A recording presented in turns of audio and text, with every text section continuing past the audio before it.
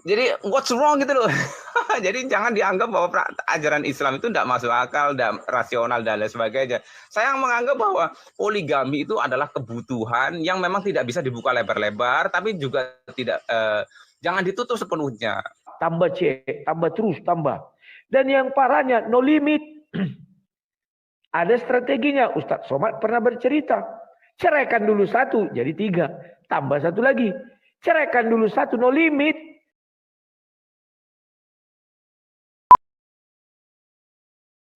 Oke. Poligami ya. Poligami itu artinya satu lelaki banyak istri. Jadi harus tahu bahwa gini, poligami itu sebenarnya bukan pencetusnya bukan Islam. Jadi sejak Islam itu ada, poligami sudah ada gitu loh. Jadi poligami itu bukan murni ajaran Islam. Islam hanya mengatur poligami. Jadi semangat Islam datang dalam tanda kutip ya, ketika Nabi Muhammad datang, justru semangatnya yang banyak, yang tidak ada batas itu menjadi ada batasnya. Jadi dulu itu pada zaman Nabi Muhammad sebelum diutus menjadi nabi, poligami itu tidak ada batasnya, orang boleh menikah sebanyak-banyaknya, tidak masalah. Kemudian setelah Nabi Muhammad diutus, itu dibatasi poligami maksimal 4 wanita. Itu pun dengan syarat-syarat macam-macam. Tapi perintahnya yang jelas itu di situ kalau dibaca di surat surat An-Nisa ayat 3 itu justru perintahnya satu saja. Jadi jujur aja saya membaca Alkitab, di Alkitabnya Bang Rudi ini, saya tidak menemukan perintah bahwa untuk menikahi satu wanita saja, tidak menemukan. Bahkan kalau kita merujuk ke PL, itu tokoh-tokohnya poligami semua. Tokoh-tokohnya poligami. Jadi itu dulu Bang. Jadi sekali lagi ya, ini disclaimer bahwa poligami bukan ajaran murni Islam. Islam hanya mengatur poligami yang dulunya dari tidak terbatas menjadi terbatas. Itu dulu. Oke, terima kasih. Di dalam Kristen memang tidak boleh berpoligami. Dasar hukumnya di mana? Di Kejadian 1, ya, di Kejadian 2 dan di Kejadian 3. Yang berbunyi adalah mereka bukan lagi menjadi 2 melainkan 1, kan begitu ya. Laki-laki dan perempuan akan hidup bersama. Laki-laki dan perempuan loh, bukan laki-laki dan perempuan-perempuan, tapi laki-laki dan perempuan. 2 menjadi 1 daging. Ya. Kemudian diperkuat Yesus juga di Matius 19, mulai dari ayat 6 itu ya. Mereka bukan lagi menjadi 2 melainkan 1. Karena itu apa yang dipersatukan dalam nama Tuhan tidak bisa diceraikan oleh manusia. Ya. Nah, kami menganut paham boleh bercerai. Perceraian itu ada 4 hal penyebabnya. Yang pertama adalah karena tidak dipersatukan dalam nama Tuhan. Contohnya kami menikah di agama lain. Udahlah, orang Muslim bisa bercerai karena mereka tidak terikat dengan hukum daripada 2 menjadi 1 atau hukum Tuhan, mereka dipersatukan dalam nama Tuhan. Itu diperkuat di Maliaki 2, ayatnya 14. Mengapa mereka tidak bisa bercerai? Karena Tuhanlah saksi yang menjadi saksi dari pernikahan mereka, bukan manusia. Makanya di ajaran Kristen ketika menikah tidak ada yang dikatanya sah-sah, nggak ada itu. Itu manusia yang menyesatkan, bukan Tuhan. Kemudian dalam Kristen ketika menikah tidak ada dibacakan kalau saya tidak menafkahi ditalak atau diceraikan, tidak bisa. Itu kalimat itu tidak ada. Tetapi apakah kau mau hidup dengan dia seia sekata dalam suka duka, sakit senang, sakit sehat, miskin kaya, begitu-begitulah ya. Kemudian yang bisa membuat perceraian kedua kematian, itu udah pasti. Yang ketiga adalah zina. Kenapa zina bisa buat perceraian? Karena mereka bukan lagi 2, tetapi sudah 3 menjadi berapa itu? Saya nggak tahu. Kalau dibilang 1 rumah, 3 menjadi 1. Jadi kalimat itu tidak cocok lagi 2 menjadi 1 sesuai hukum Tuhan. Maka dilarang berzina. Yang keempat adalah beda iman. Tetapi yang meminta itu adalah yang beda iman. Karena kami tidak terikat lagi dengan hukum perceraian dia itu, maka harus yang minta. Kami terikat dengan hukum yang ini, ya kan? Nah, kemudian apakah poligami itu adalah solusi? Bagi Kristen itu bukan solusi. Solusi itu adalah hidup setia sampai mati. Lantas kalau kita di dalam rumah tangga ribut bertengkar gini-gini, ya tadi itu di sorry saya lupa 1 Korintus 7 ya, bahwa dibilang untuk sementara waktu lebih baik kalian memisahkan diri untuk waktu tertentu, ya, tapi jangan berlama-lama. Baru disuruh kami untuk apa ya, kalau sudah parah ditemukan bisa diceraikan, diusir ya. Itu di Ulangan 24 ya. Kalau didapati yang tidak senonoh dari istri, misalnya istri ketemu selingkuh, ketahuan selingkuh, dibuang. Tapi tidak bisa lagi dia menikahi istrinya itu, apalagi sudah tidur dengan orang lain ya. Itulah kalau di dalam kekristenan. Kalau di dalam Islam, nanti Asta Indrayana, tolong dibacakan surah 4 ayat 3 itu. Kita uraikan dari awal. Karena di dalam bahasa Indonesia ini dikatakan situ, apabila ada niatan ingin menikah sama anak yatim, kita takut tidak dapat berlaku adil. Jadi menurut saya, kalimat tidak dapat berlaku adil untuk anak yatim loh. Bukan untuk anak piatu, bukan untuk anak yang masih ada kedua orang tuanya, tapi khusus yatim. Nah, berarti kalau kita menikahi satu anak yatim, artinya kita sudah mendeklarasikan diri mampu menikahi anak yatim. Kan gitu. Nah, kemudian kalau kita tidak mampu, ambillah 2. Baik budak atau orang lain. 3 atau 4. Jadi tidak dimulai dari 1. Dari 2. Itulah poligami. Sudah. Tapi kalau kita juga tidak yakin dapat berlaku adil jika menikahi orang lain, 2, 3 atau 4 cukup nikahi 1 saja. Artinya apa di situ? Kalau saya menikah dengan orang yang bukan yatim, cuma 1. Artinya saya sudah mengikatkan diri kepada Tuhan dengan sebuah janji. Bahwa saya tidak sanggup berlaku adil kalau menikahi 2, 3 atau 4. Jadi di dalam ajaran Islam tidak ada istilah tambusye. Ketika saya sudah kaya, saya tambah 1 orang lagi. Gak ada itu. Tetapi oleh para maniak-maniak poligami ini, dirubahlah itu dengan kalimat berlaku adil. Bukan itu, urutannya jelas. Silakan uraikan menurut Anda. Oke, Rudi. Saya nanggapi dulu yang pernyataan Bang Rudi tentang dalil tidak boleh poligami, tapi memakai kejadian, artinya itu di perjanjian lama. Yang ayatnya itu harus gini ya, maknanya itu banyak tafsir, 2 menjadi 1, sementara faktanya 2 tetap masih 2 aja, suami dan istri. Menjadi 1 itu kan maknanya bisa macam-macam ya, bisa 1 tujuan, 1 dan lain sebagainya. Kemudian kalau kita pakai dalil, maksudnya maaf Bang, kalau Bang Rudi pakai dalil perjanjian lama, sementara tokoh-tokoh di perjanjian lama mayoritas itu poligami, mulai dari Abraham, Yakub, kemudian Yusuf, kemudian Musa, kemudian Daud, Salomo, aduh, itu banyak sekali tokoh-tokoh yang berpoligami. Dan ketika saya tanya ke teman-teman Kristen, apakah Ibrahim itu orang yang benar masuk surga. Loh, tapi kan dia berpoligami gitu loh. Kalau poligami itu diharamkan, harusnya mereka di neraka dong. Jawabannya adalah mereka adalah tokoh-tokoh yang masuk surga. Buktinya kitabnya saja mereka pakai gitu loh. Bahkan di teman-teman Kristen masih dijilid menjadi 1. Itu 1 itu ya. Jadi saya sebenarnya kalau dalilnya 2 menjadi 1, saya enggak puas kalau dalil itu. Kemudian kalau di Islam, tadi saya sudah bilang ya bahwa semangat Islam adalah membatasi, bukan membuat aturan baru yang dari 1 menjadi boleh banyak. Jadi dulu itu banyak, kemudian dibatasi. Dalilnya itu kalau di surat An-Nisa ayat ketiga itu bunyinya wa in khiftum alla tuqsitu fil yatama. Kata yatama, wa in khiftum, jika kalian itu khawatir alla tuqsitu tidak bisa bersikap adil fil yatama. Maksudnya ada ketidakadilan pada yatama. Yatama itu orang anak-anak yatim.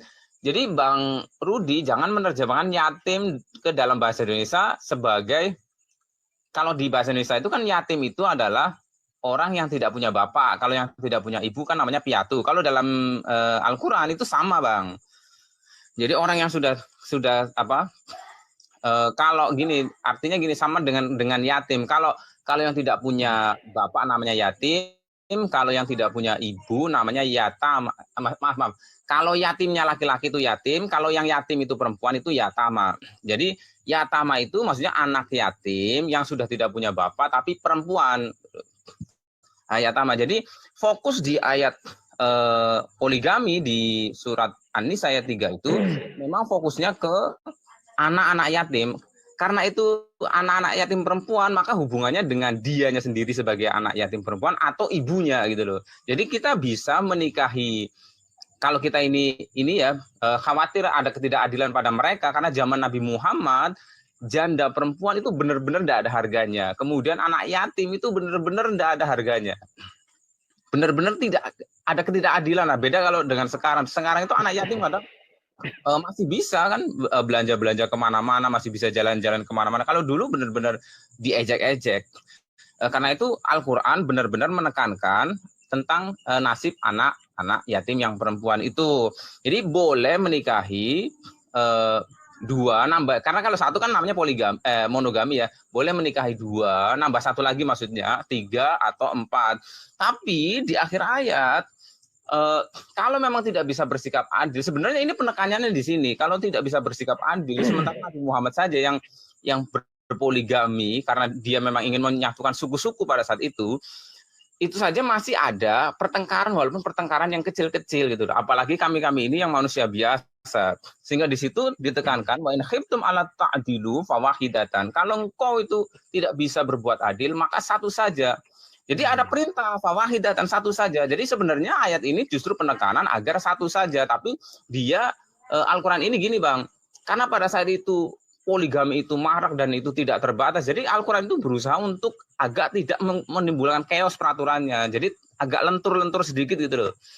Kalau langsung satu itu chaos, nanti bisa jadi chaos. Peraturan kalau langsung keras itu bisa chaos. Misalkan contoh peraturan tentang pengharaman khamr itu enggak langsung khamr haram, ada ayat-ayat tertentu sebelumnya, pendahuluan agar orang semakin jauh.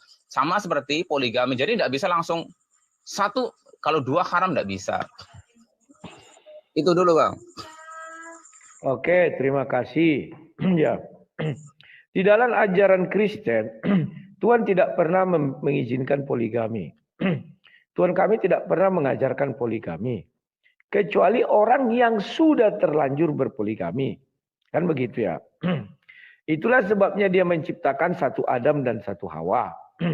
Bukan tidak bisa dia menciptakan satu Adam banyak Hawa. Tapi karena dibilang di situ 2 menjadi 1, mereka akan meninggalkan ayah dan ibunya untuk bersatu. Artinya keluarga, satu itu keluarga namanya. Ya, 2 tetap 2, memang fisiknya 2 tetap 2. Tapi mereka menjadi satu keluarga. Pahami dulu ya. Kemudian Raja Daud berpoligami. Apakah Tuhan senang? Tidak. Apakah Tuhan menghukum? Ya, Raja Daud dihukum. Ya. Abraham dihukum? Ya dihukum. Anaknya diusir. Ada bagian yang harus dia relakan. Yang tidak diizinkan Tuhan. Maka sampai kiamat nanti, Abraham adalah orang yang paling bersedih. Karena Ismail. Sampai kiamat nanti tidak bisa bertuhan kepada Bapa di sorga. Sekalipun dia menjadi Kristen. Kalau dia ingin apa ya? Oh, saya keturunan Ismail, saya menjadi Kristen. Saya ingin menyembah Bapa di sorga. Enggak bisa. Itu sudah menjadi kutukan. Saya tidak berkenan di hadapannya, tapi saya berkati dia. Ya. Tuhan tidak mau. Lantas kalau gitu Abraham masuk neraka dong. Nah, sorga dan neraka ini di dalam Kristen ada namanya perzinahan, itu yang membawa ke maut. Abraham tidak berzina. Karena dia disuruh istrinya untuk menikah. Tapi Daud berzina. Makanya kalau ditanya saya di perjanjian baru kan dikatakan bukan Daud yang naik ke sorga. Bukan. Ya. Jadi itu kalau dari firman Tuhan kami. Ya. Kemudian kita merujuk lagi kepada Islam. Apapun yang kau jelaskan saya sudah paham. Yatim itu orang yang tidak punya ayah. Yatama anak yang tidak punya anaknya, namanya yatama. Udah. Pada zaman Nabi Muhammad, anak yatim ini punya harta benda yang banyak. Kemudian dia dirawat atau diasuh oleh pamannya. Kemudian itu tafsir ya Ibnu Katsir. Kemudian pamannya ini jatuh hati ingin menikahi dia. Maka diberilah mahar yang tidak sepadan. Kan begitu ceritanya. Itulah sebabnya ayat ini justru menganjurkan orang tidak boleh berpoligami. Kenapa? Ayat ini dimulai dari niatan ingin menikahi anak yatim. Pastikan dulu. Kalau kita menikahi orang yang ada ayah dan ibunya, maka kita tidak bisa berpoligami. Kalau kita ingin menikahi orang yang tidak ada ibunya, bapaknya ada, kan bapak bisa menikahkan. Ibu tidak bisa menikahkan. Kita juga tidak bisa punya niatan poligami. Kalau kita menikahi anak yatim, artinya kita sudah sakralnya kita sudah bersumpah di hadapan Tuhan bahwa kita dapat berlaku adil. Kalimatnya kan tidak mengawini kalau tidak berlaku adil, kalau tidak dapat. Tapi kalau nikahi berarti dapat berlaku adil. Kalau dapat berlaku adil, kepanjangan ayat itu tidak ada dikatakan nikahilah 2, 3 atau 4. Tidak ada. Stop sampai di situ. Nah, paham ya? Jadi kalau kita menikahi anak yatim, kita mendeklarasikan diri kepada Allah SWT bahwa kita sanggup berlaku adil. Ketika kita sanggup berlaku adil, ayat itu tidak bisa kau panjangkan ke belakang. Paham? Kemudian, ya, dibuat lagi di situ, jika tidak bisa berlaku adil, nikahilah 2. Kayak yang di Sulawesi itu dia langsung nikahi 2 perempuan, gitu. 3 atau 4 dinikahi langsung. Ternyata kita pun khawatir tidak adil. Kalau langsung nikah 2, nikah 3 atau 4. Maka kita nikahilah 1 mereka. Yang bukan anak yatim. Maka kita sudah mendeklarasikan diri di hadapan Allah SWT. Ketika kita menikahi 1 dari mereka, artinya kita sudah bersaksi atau sudah bernazar bahwa saya tidak mampu menikahi kalau mereka 2, 3 atau 4. Tidak ada kalimat di situ, kalau kamu sudah menikahi orang 1, artinya kamu bisa tambah 2, 3 atau 4. Tidak ada. Jangan dibalik ke belakang. Jika kau menikahi 1 orang, maka nikahilah 2, 3 atau 4 lagi. Tidak ada. Kalian kan suka melawan Allah SWT. Ayat itu terang benderang. Karena kalian ingin poligami, maka oleh ulama-ulama dirubahlah pengertian ini agar ada jalan mereka poligami. Padahal ayat itu jelas mengatakan, ketika aku menikahi anak yatim, artinya aku berikrar, aku sanggup berlaku adil kepada dia. Ada enggak ayat selanjutnya? Ketika kau dapat berlaku adil kepada anak yatim, maka kau bisa nikah 2, 3 atau 4. Enggak ada. Kalian karang itu. Kemudian, ketika saya menikahi orang budak atau yang anak bukan yatim, 1 orang saja. Ada enggak ayat di situ? Jikalau kau menikahi 1 orang budak, jikalau kau menikahi 1 anak yang bukan yatim, katalah yang beribu bapa, maka nikahilah 2, 3, 4. Tidak ada. Kita menikah 1 karena kita yakin tidak mampu berlaku adil 2, 3 atau 4. Jadi kalau di kemudian hari kaya, tidak ada kalimat di situ. Ketika kau kaya tabu cek, nggak bisa. Silakan. Oke, terima kasih. Saya nanggapi yang Abraham dan tokoh-tokoh di Perjanjian Lama. Mereka berpoligami, tapi Tuhan tidak ridho. Tadilah intinya Tuhan tidak ridho. Sebenarnya itu menjadikan pertanyaan saya, seberapa kuasa Tuhan itu loh, seberapa kuasa Tuhannya Bang Rudi. Jadi panutan, tokoh yang Tuhan bisa menyampaikan pesan kepada yang bersangkutan, kepada Abraham dan lain sebagainya. Kenapa dia ketika mau berpoligami, Tuhan diamkan saja gitu loh. Harusnya Tuhan bisa menegur. Tuhan kan banyak sekali kan ayat-ayat di Perjanjian Lama yang menegur nabi, para nabinya kan ada. Kenapa ketika Ibrahim mau poligami tidak ditegur saja? Yakub mau poligami tidak ditegur saja? Tokoh-tokoh yang lain, Sulaiman, Daud, yang lebih parah itu Sulaiman, dia sampai punya istri 700, gundinya 300. Itu Tuhan tuh kemana gitu loh? Tuhan itu kenapa? Dia kan diberi kitab gitu loh, diberi ilham kitab, ada Kidung Agung dan lain sebagainya. Harusnya Tuhan menyampaikan pesannya, Salomo, janganlah engkau punya istri lebih dari 1 misalkan. Kan enggak ada satupun ayat-ayat seperti itu bertebaran di Perjanjian Lama, enggak ada. Kemudian saya tegaskan lagi ya, kata yatim dan yatama itu sama-sama anak, Bang.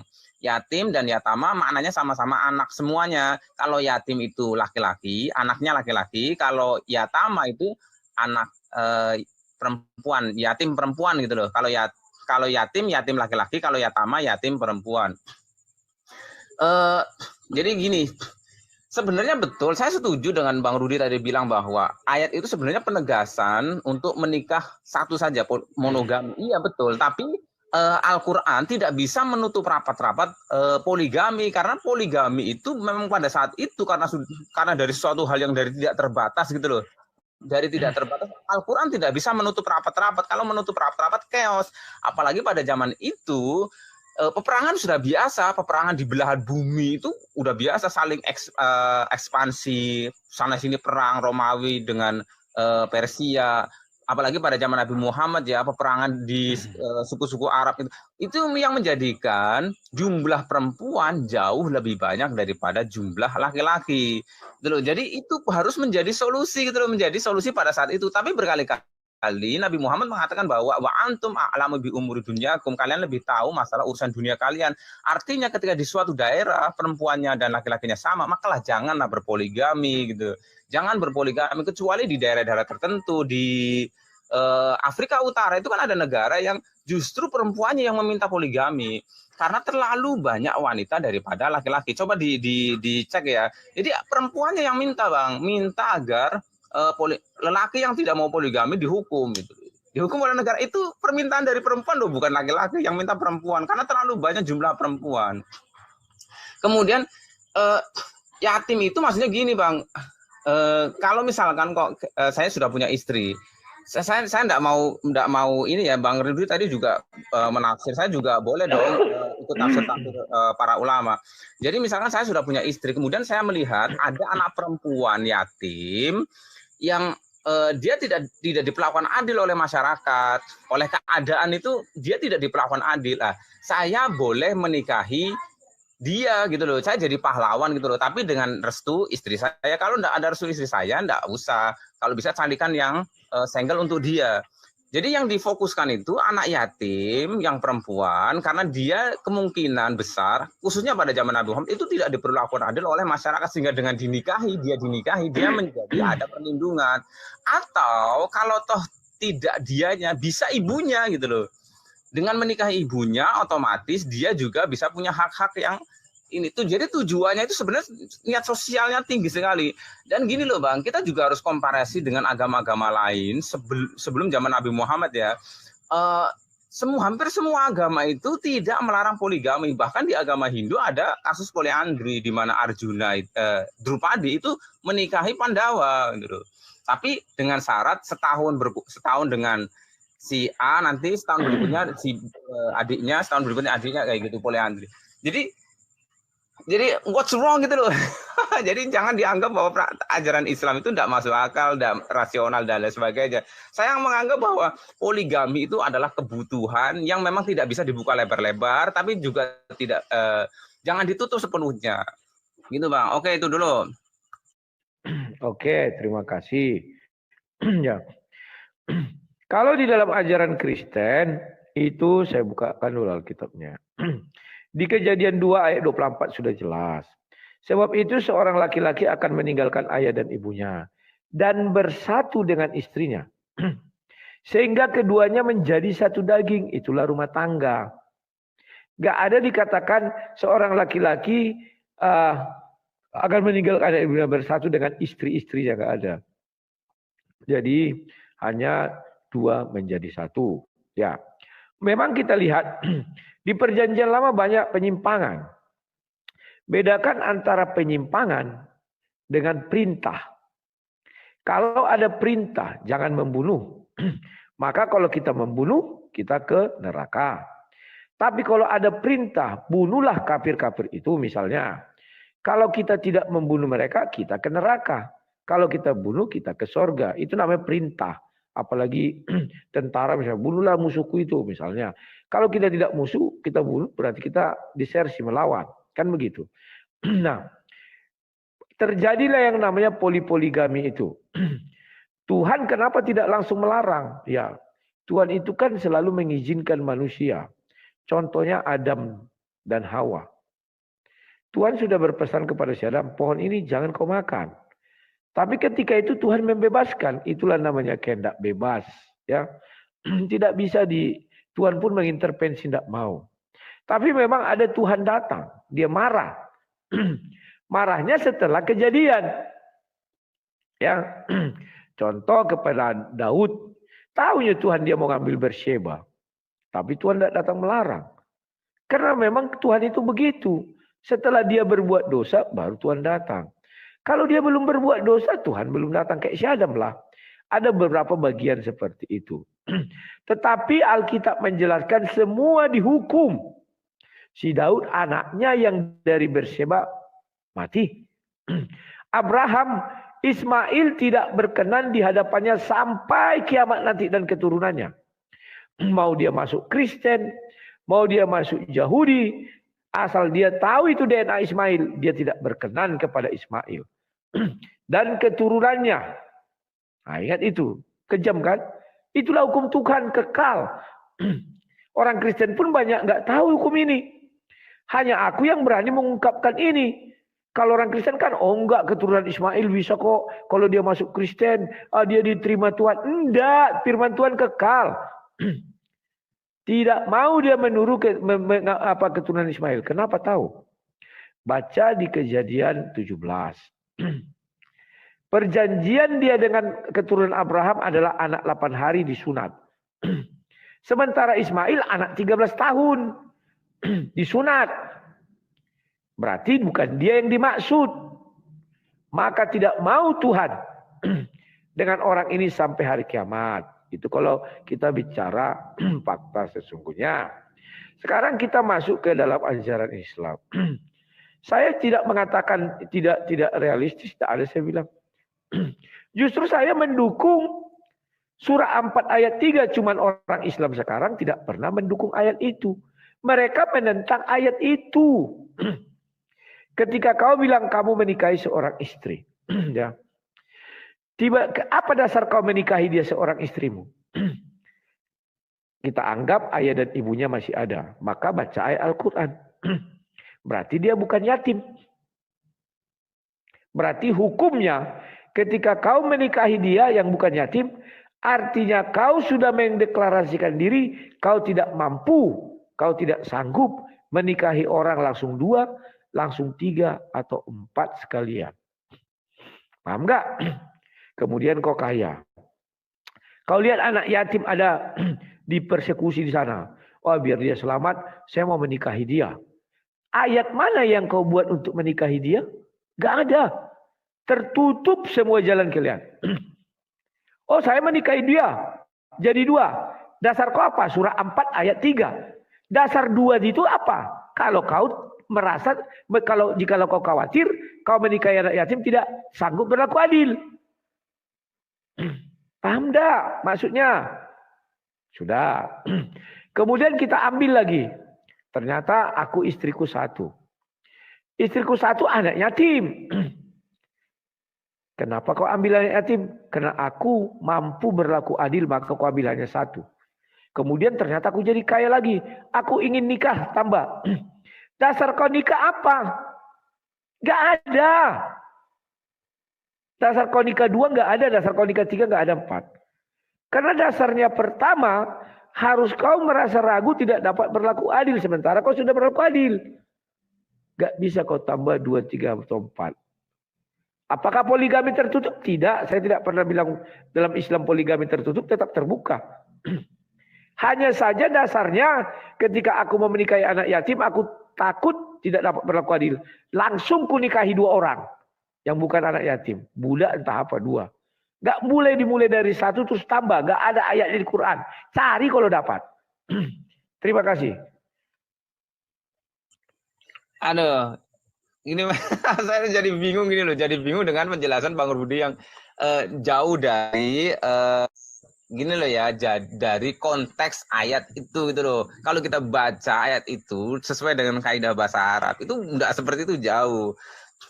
Gini Bang, saya misalkan gini ya, saya nih misalnya ditanya orang-orang Saya istrinya satu. Kenapa kok kamu satu, tidak dua, tiga sesuai di justru saya satu karena saya ngikut An-Nisa ayat 3 gitu. Karena di situ ada perintah untuk menikahi satu.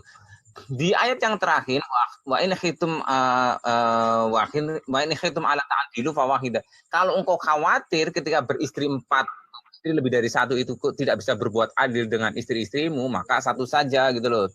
Ketika tidak, kalau kamu hanya cukup bisa adil satu aja, kalau dua enggak bisa dua. Yang di awal itu gini loh, wa in khitum alla tuqsitu fil yatama. Gini Bang, tadi Bang Rudi agak belum paham ya. Istilah yatim dalam Islam itu merujuk pada anak-anak Bang. Anak-anak yang belum balik atau anak-anak yang belum dinikahi oleh orang lain, belum menikah, itu namanya anak yatim. Kalau umurnya sudah bangkokan, kemudian dia sudah tidak punya bapak, itu namanya bukan anak yatim. Dia tetap bukan kategori anak yatim. Anak yatim harus anak-anak, Bang. Harus anak-anak.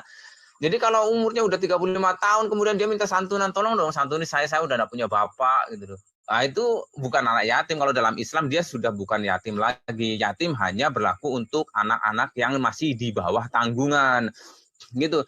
Jadi ayat yang pertama, wa in khitum ala tuqsitu, kalau engkau khawatir ada ketidakadilan pada yatama, anak-anak yatim. Kalau saya melihat ada ketidakadilan pada anak yatim, misalkan anak yatim dibully, tidak ada yang menyantuni, tidak ada yang menafkahi, nafkahnya tidak jelas karena tidak punya bapak. Lah, saya boleh menambah istri lagi, tapi dia gitu loh yang tidak diperlakukan adil itu. Gitu. Kalau misalkan ketika saya punya dua, kemudian saya bisa berbuat adil, kemudian saya melihat kasus lagi, ada anak yatim lagi perempuan yang ternyata dapat nasib yang sama gitu loh. Nah, saya bisa nambah lagi 3. Kalau saya masih bisa berbuat adil, kalau tidak bisa berbuat adil, ya cukup. Adilnya berapa pada titik 2 ya 2. Kalau masih adilnya cuma hanya satu istri saja ya satu istri saja gitu loh. Dan izin kepada istri yang pertama itu salah satu indikator keadilan. Jadi kalau kita mau menikahi 2, istri pertama itu tidak mengizini, berarti udah otomatis tidak bisa poligami. Karena kalau poligami berarti tidak ada keadilan karena istri pertama sudah tidak merasa nyaman dan lain sebagainya, tidak ada keadilan.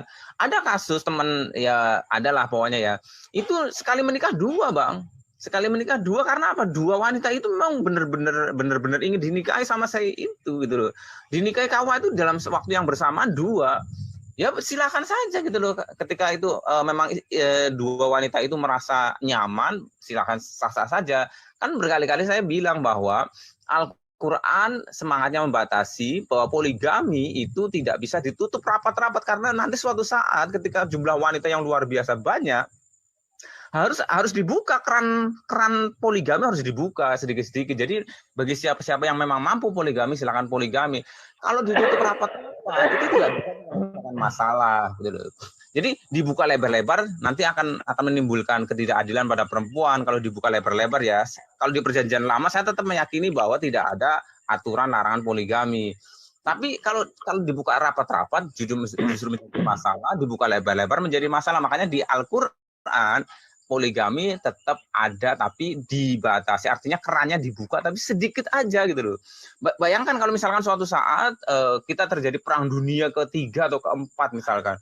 Lelaki itu banyak yang terbunuh. Lelaki banyak yang terbunuh, jumlah wanita itu 1:10 katakanlah.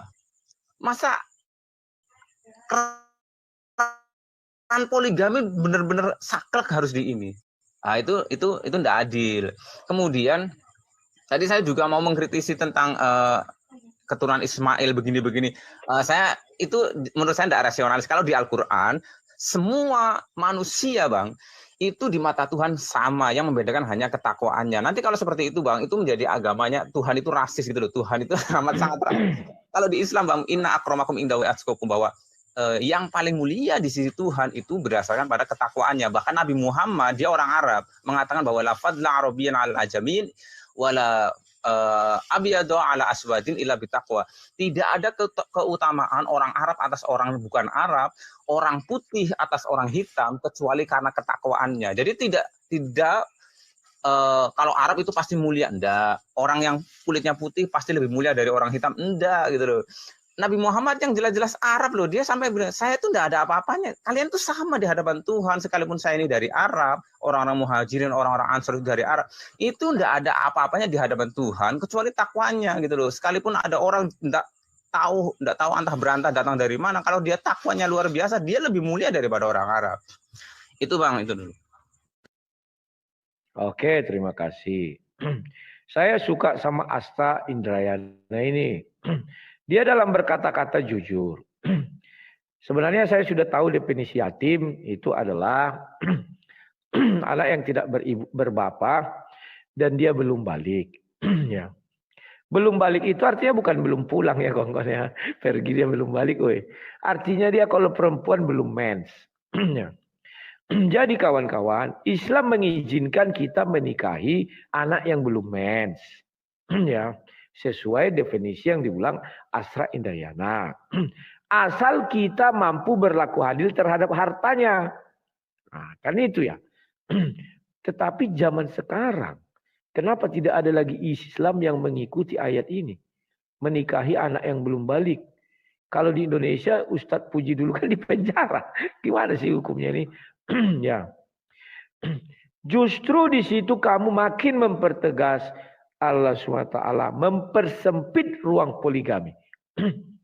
Ketika kau memiliki seorang istri, hukum mana yang kau taruh?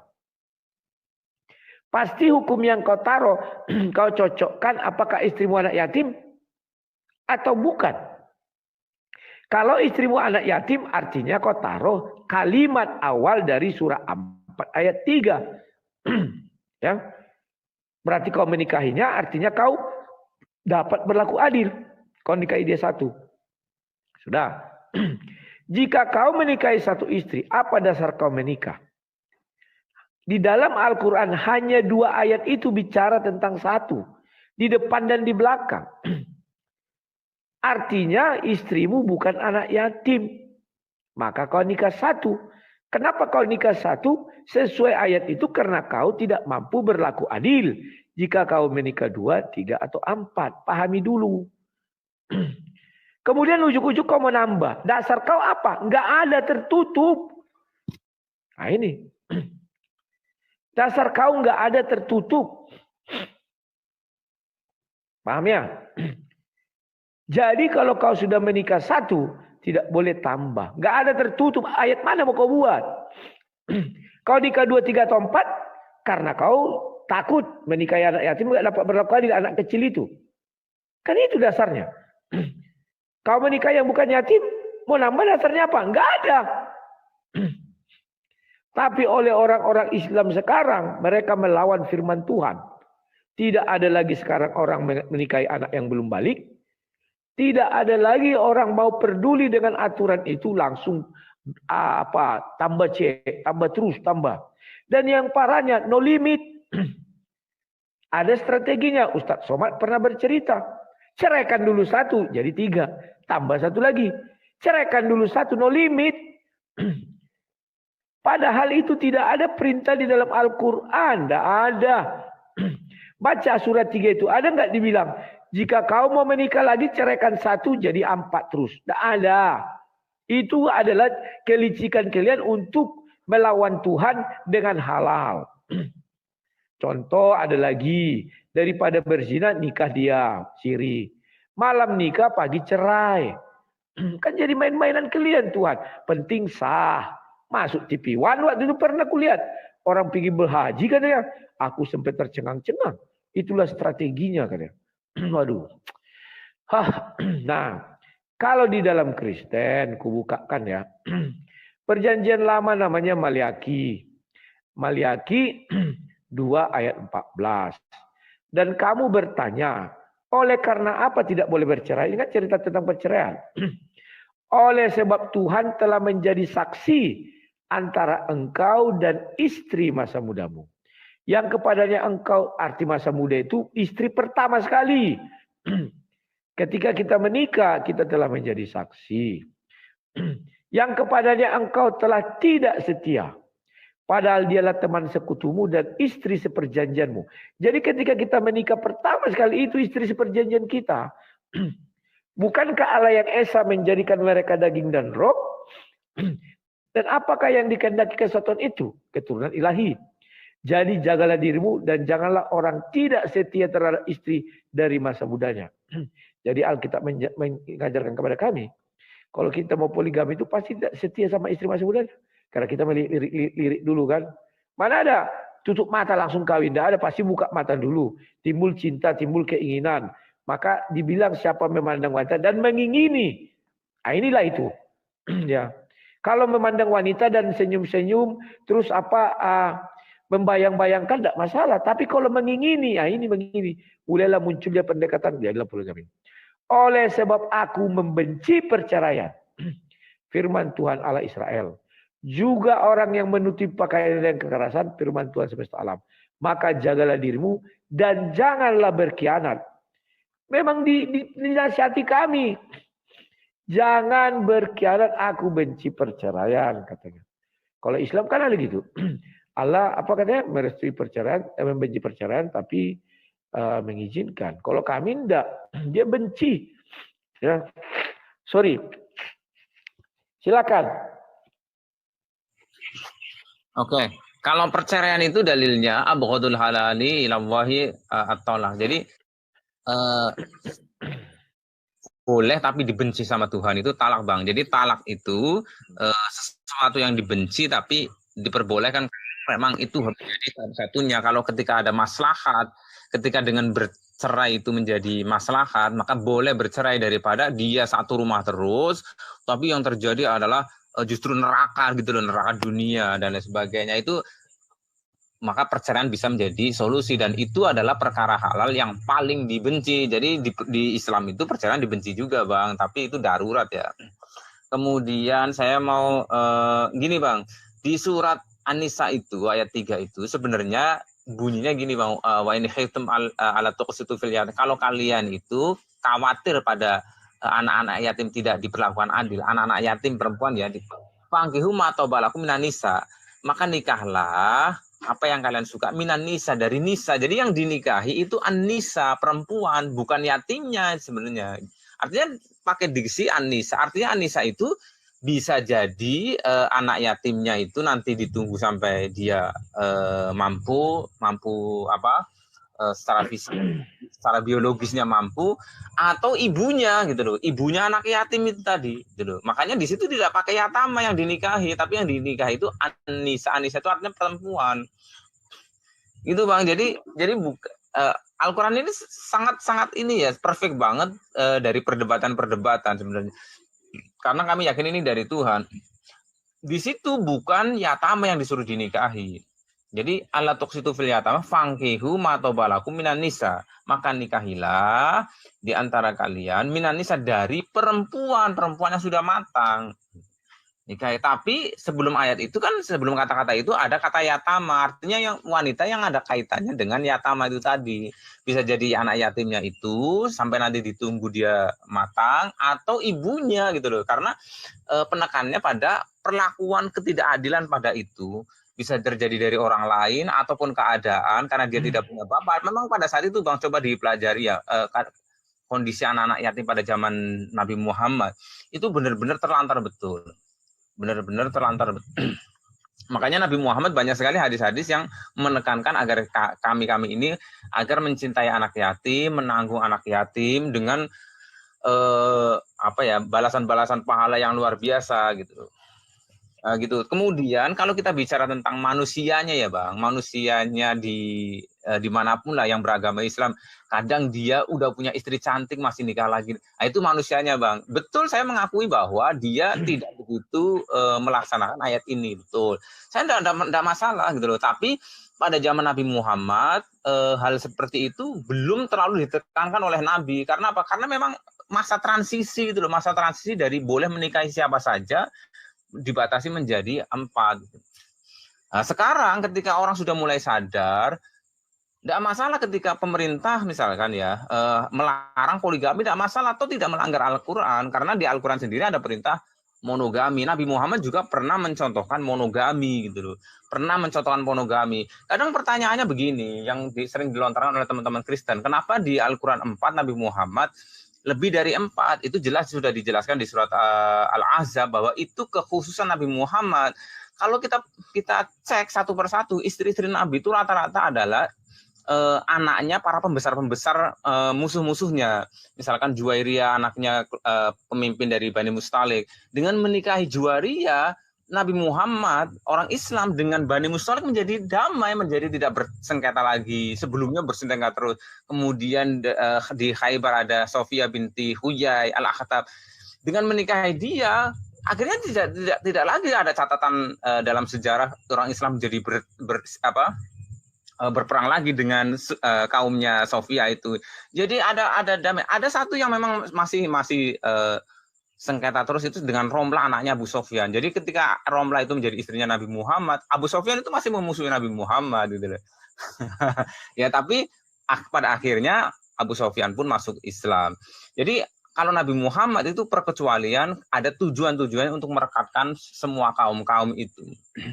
Jadi gitu Bang. Jadi bedakan antara dalil atau ajaran Islam dengan orang Islam gitu loh. Jadi orang Islam tidak bisa menjadi standar hukum. Kemudian Nabi itu kalau dalam Islam itu artinya adalah orang yang mendapatkan kabar dari Tuhan. Tuhan itu bisa menitip kabar lewat para nabinya gitu loh. Kalau memang Tuhan itu tidak berkehendak umatnya itu berpoligami, jadi kalau saya memahaminya bahwa di zaman sebelum Yesus itu orang berpoligami, tidak cuma nabi-nabinya, masyarakatnya berpoligami, bahkan nabinya pun berpoligami. Kenapa Tuhan tidak menitipkan pesan yang jelas, yang tidak tidak ada ambigu, yang jelaslah bahwa poligami dilarang misalkan.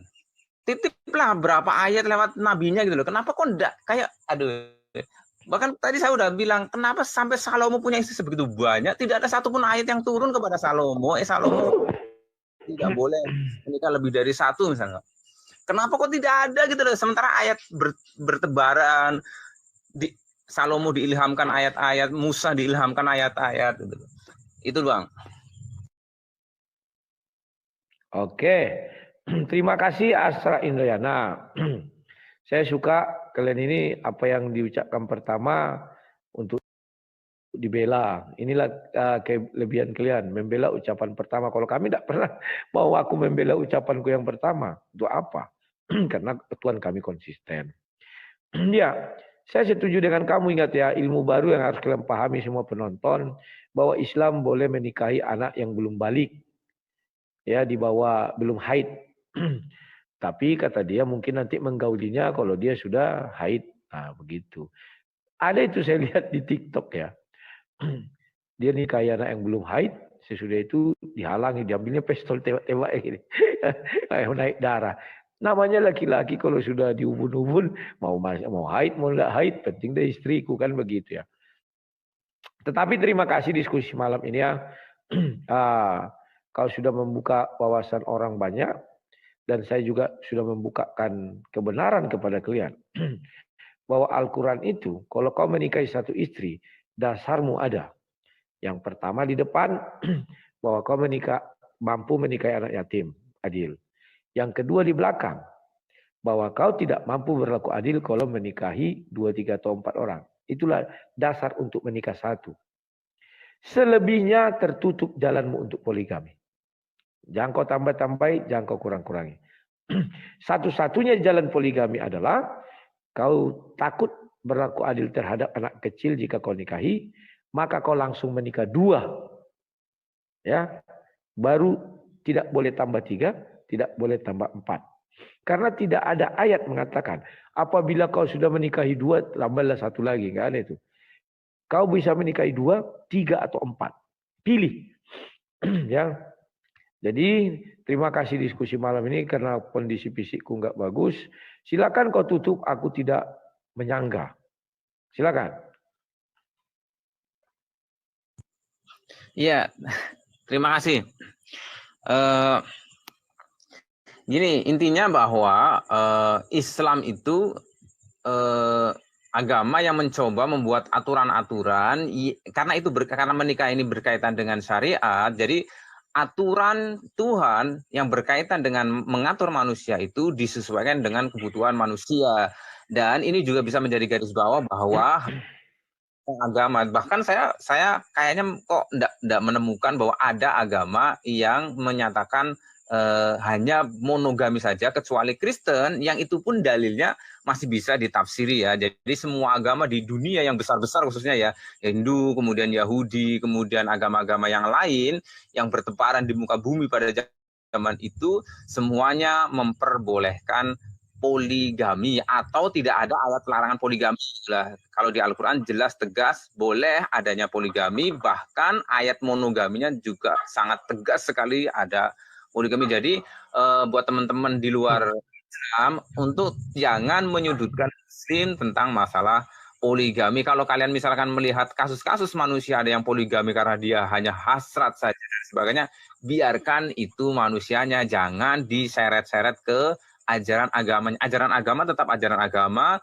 Manusia yang melaksanakan ajaran agamanya menyimpang-nyimpang ya pisahkan, dibedakan. Tolong untuk dibedakan. Itu. Terima kasih Bang Rudi sudah menerima saya untuk diskusi. Oke. Kapan kita diskusi lagi tema yang lain. Oke. Siap. Terima kasih Asta Indrayana.